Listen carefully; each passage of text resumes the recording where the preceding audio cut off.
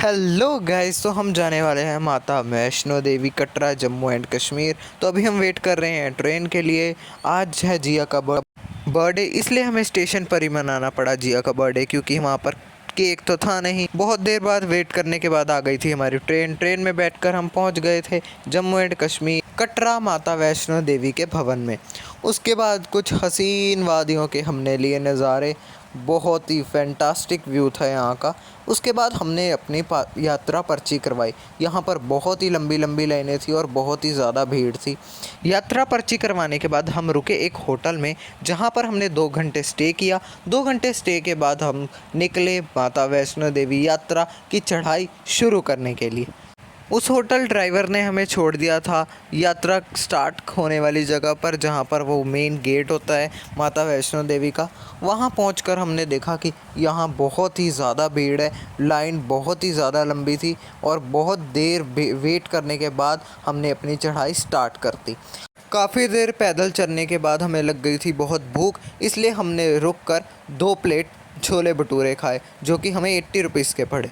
इसके बाद छोले भटूरे खाकर हमने दोबारा से अपनी चढ़ाई को स्टार्ट कर दिया और चलते गए माता रानी के जयकारों के साथ। कुछ देर बाद फिर हमें भूख लगी, इसलिए हमने खाए राजमा चावल, कढ़ी राइस और पी हमने थोड़ी सी चाय। राजमा राइस तो मुझे बिल्कुल अच्छे नहीं लगे, ये कड़ी स्वाद थी।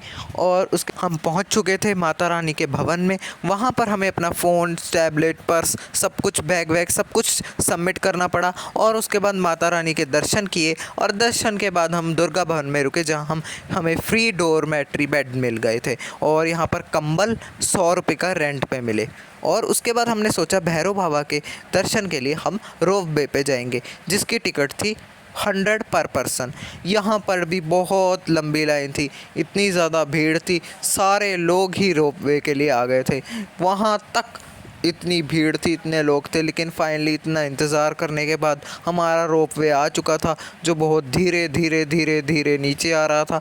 उसके बाद एकदम से उसका गेट खुला और इतनी तेज़ भगदड़ मची कि बता नहीं सकता मैं आपको। उसके बाद हम अंदर गए रोप वे के, जहाँ से ऊपर जाते वक्त का नज़ारा देखने लायक था। इतना मज़ा आ रहा था हमें, नीचे से सारे लोग हमें देख रहे थे। भैरव बाबा की चढ़ाई ना बहुत ज़्यादा खड़ी है और मुश्किल भी है, इसलिए हमने सोचा कि हम रोप वे पे चलते हैं। बाकी सारी चढ़ाई हमने पैदल ही की थी। बाकी लोग पालकियाँ, घोड़े वोड़े सब कुछ ले रहे थे, लेकिन हमने सारी यात्रा पैदल की। पैदल में ही मज़ा आता है। रोप वे पे चढ़ने के बाद हम पहुंच चुके थे भैरव बाबा के मंदिर, जहां पर बहुत ही ज़्यादा भीड़ थी। मंदिर के अंदर इतनी लंबी लंबी लाइनें थी।